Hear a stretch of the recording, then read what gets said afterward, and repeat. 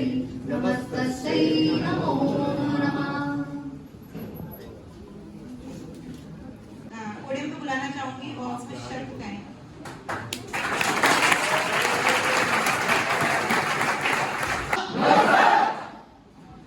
कर्म करो फल जरूर मिलेगा।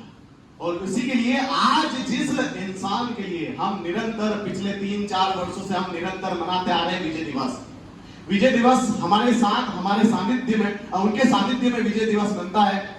आप सभी को पता ही है, परम वीर छठ योगेंद्र सिंह जी यादव, उन्हीं की एक लाइन है, वो आज नहीं है तो मैं बता देता हूं कि कर्म वीर को रोक नहीं सकता है करने से, कि कर्म वीर को रोक नहीं सकता है करने से, और उसे कौन मार सकता हो जो कभी नहीं डरता हो मरने से।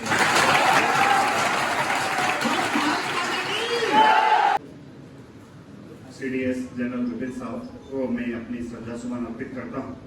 मंच पर उपस्थित कर्नल मनोज बर्मन साहब जो संस्थान के हमारे पिता हैं, और छोटे भाई कपिल यादव, और सामने बैठा हुआ मेरा पूरा परिवार। प्यारे बच्चों, हम हमेशा ऐसा सुनते आए हैं, वो पढ़ते भी हैं कि वो देश नष्ट हो जाता है जिससे उसका इतिहास और संस्कृति का आभास नहीं रहता है। और ये सारे त्योहार मनाने का एक जो मुख्य मकसद होता है वो यही होता है कि हमारी आने वाली पीढ़ियों को हमारे इतिहास से अवगत कराया जा सके। चट्टानों से टकरा कर टंकार करेगी, मेरी कविता खुददारी से युद्धों को स्वीकार करेगी, क्षेत्र में को संकार करेगी, मेरी कविता भ्रष्ट व्यवस्था का प्रतिकार करेगी, मेरी कविता भारत माँ की जय जयकार करेगी।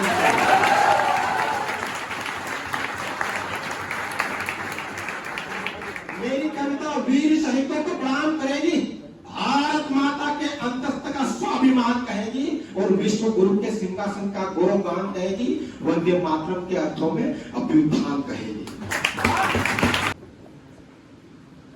आज भी सब लोग मुझे कर्नल बर्मन, इस शहर में कितने लोग हैं, योग्य लोग हैं, यूनिवर्सिटी में कॉलेजों में कितने बड़े बड़े प्रोफेसर हैं, कितने ज्ञानी विज्ञानी हैं, लेकिन जहां पर भी फौज को याद किया जाता है, कार्यक्रम होते हैं पूरे मध्य प्रदेश में, कहीं ना कहीं वो ढूंढते हैं किसी तरह से कर्नल कहां से, क्योंकि मैं मरते दम तक मेरा जब अंतिम संस्कार भी होगा उसमें यही कहा जाएगा कि कर्नल बर्मन का अंतिम संस्कार होगा। तो ये लाभ है। अगर इस तरह का गौरवपूर्ण जीवन चाहिए तो आपके लिए फौज है। अपने से बहुत मौत है कि फौजी हो वहां जीवन कर सकते हैं। फौज में नहीं भी जाओ तो ऐसा थोड़ी कि कोई कवच कुंडल लगा के हम बैठे हैं, जो पैदा हुआ वो मरेगा। इतना द्रवित मुझे मैं कभी नहीं हुआ। ये जो इंटरव्यू 4-5 चैनल ने लिए, हर बात करते करते मेरे आंखों से आंसू आए। मैंने अपने माता पिता का अंतिम संस्कार नहीं किया, वो सौभाग्य नहीं मिला। जब पिता शांत हुए तब मैं सैनिक स्कूल गोलपाड़ा में था, वहां आग लगी हुई थी। तीसरे दिन मुझे खबर मिला। माता शांत हुई तब मैं श्रीलंका में था, 7वें दिन शांत हुई, लेकिन मुझे उसका कोई अफसोस नहीं। मुझे पता है, विश्वास है कि वो अपने कर्मों से जिस भी दुनिया में उनको जाना था चले गए। उनको जो देना था मुझे वो दे गए, और मैं उसके लिए आजीवन ऋणी रहूं।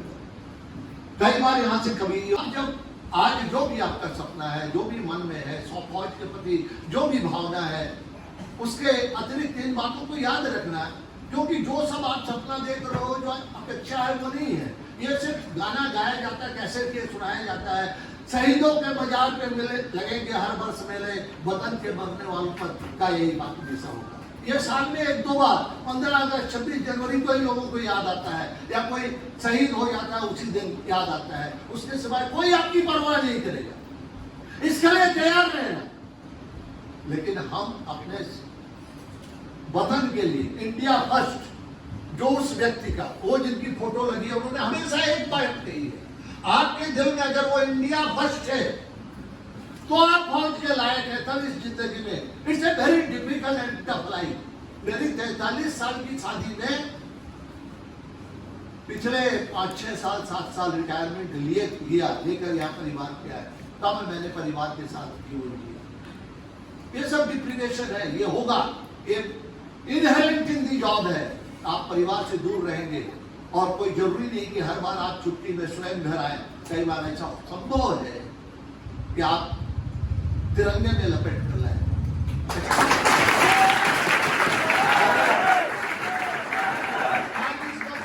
बात कर रहे हैं उस घटना के जो 14वें व्यक्ति थे स्क्वाड्रन लीडर साहब, उनका भी देहांत कल हो गया।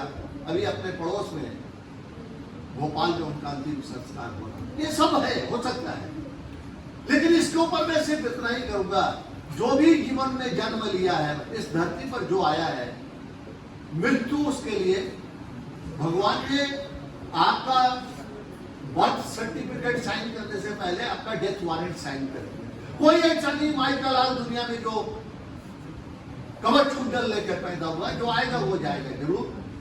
हाँ, मैं इस बात का समर्थन नहीं करता हूं, कवियों ने यहाँ पर शहादत पर बहुत बातें कही, और हमारे जो वेद पुराण और जो पुस्तकें हैं, धार्मिक पुस्तकें, उसमें शहादत को, वीर गति प्राप्त करने को बहुत नंबर दिए गए। मैं व्यक्तिगत रूप से आधुनिक समाज के उस विचार से थोड़ा सा सहमत हूँ।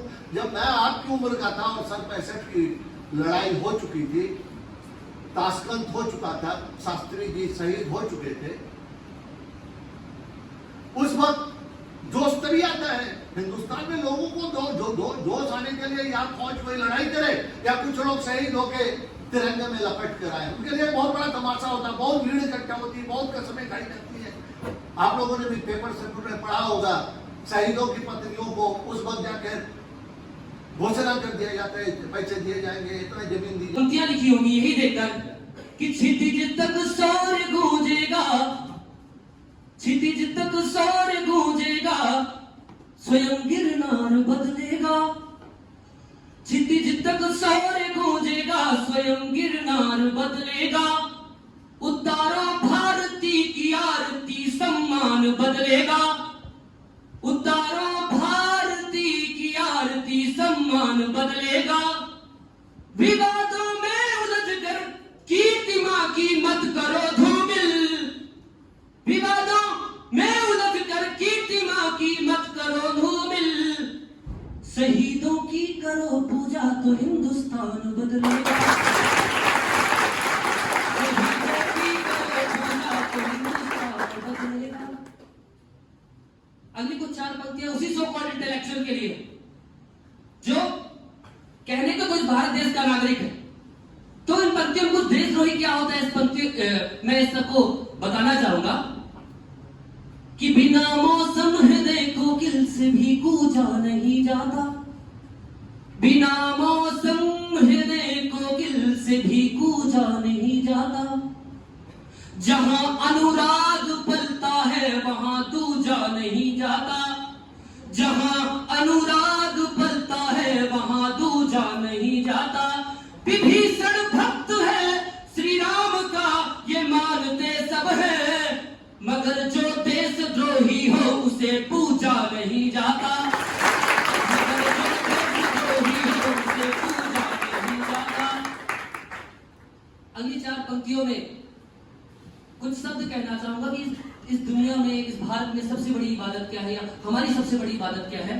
तब लिखा कि जिसे सींचा लहू से है, जिसे सींचा लहू से है, वो यूं ही खो नहीं सकती, जिसे सींचा लहू से है, वो यूं ही खो नहीं सकती, सियासत चाह कर विष बीज यूं ही बो नहीं सकती, सियासत चाह कर विष बीज यूं ही बो नहीं सकती, वतन करना, वतन के नाम पर जीना, वतन के नाम मर जाना, और शहादत से बड़ी कोई इबादत हो नहीं सकती, शहादत से बड़ी कोई इबादत हो नहीं सकती।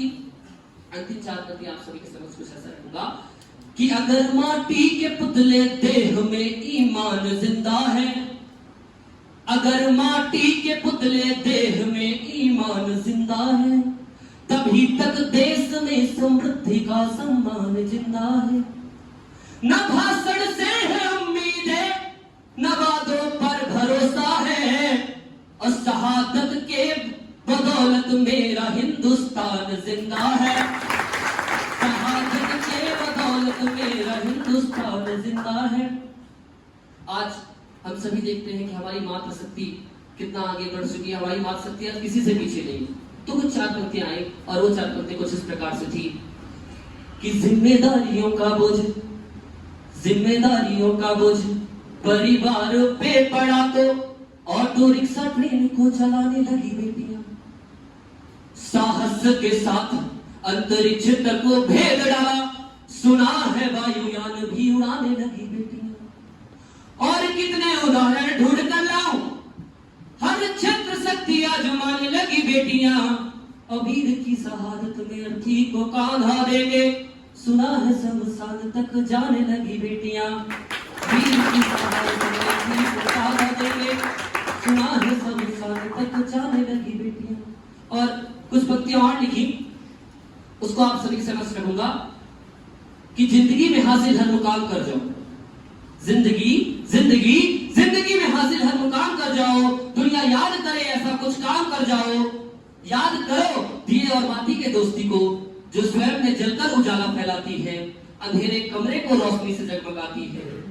याद करो दिए और बाती के दोस्ती को, जो स्वयं में जलकर उजाला फैलाती है, अंधेरे कमरे को रोशनी से जगमगाती है। सूरज की रोशनी और चंद्रमा की चांदनी हमें कर्म करना सिखाती है। कुछ देश धिक्कार है, कुछ देश के नागरिकों को जिन्हें सिर्फ 15 अगस्त और 26 जनवरी को देशभक्ति याद आती है। धिक्कार है कुछ देश के नागरिकों को जिन्हें सिर्फ 15 अगस्त और 26 जनवरी को देशभक्ति याद आती है। और याद करो चंद्रशेखर और भगत सिंह को, याद करो चंद्रशेखर और भगत सिंह को, जिन्होंने अंग्रेजों को धूल चढ़ाई थी और मिल गई आजादी हमें घगरबट्टी बिठाई थी, मिल गई आजादी हमें घगरबट्टी बिठाई थी। और हम लोगों ने कुछ 3-4 साल ही होगा, हम लोगों ने देखा कुछ पॉलिटिशियंस ऐसे हुआ करते थे जो पत्थरबाजों के लिए बहुत मतलब उनके उसमें होते थे। तो लिखा कि कुछ नेता लोग पत्थरबाजों को देशभक्त बताते हैं, कुछ नेता लोग पत्थरबाजों को देशभक्त बताते हैं, उनके लिए घी के दिए जलाते हैं। अरे शर्म आती है ऐसी घटिया राजनीति पर, शर्म आती है ऐसी घटिया राजनीति पर जो देश के लिए नहीं कुर्सी के लिए होती है। आज भी उस शहीद बेटे की मां अपने उस शहीद बेटे के लिए रोती है, आज भी उस शहीद बेटे की मां अपने उस शहीद बेटे के लिए रोती है। और जब गरीब घर का बच्चा अपनी आंखों में सपने सजोता है, तब भारत जैसा एक देश आजाद होता है। और आखिरी में 2 पंक्तियां कहूंगा कि आओ मिलकर हम सभी यही संकल्प करें कि आज से अपने देश का मिलकर कायाकल्प करें, आज से अपने देश का मिलकर कायाकल्प करें। जय हिंद।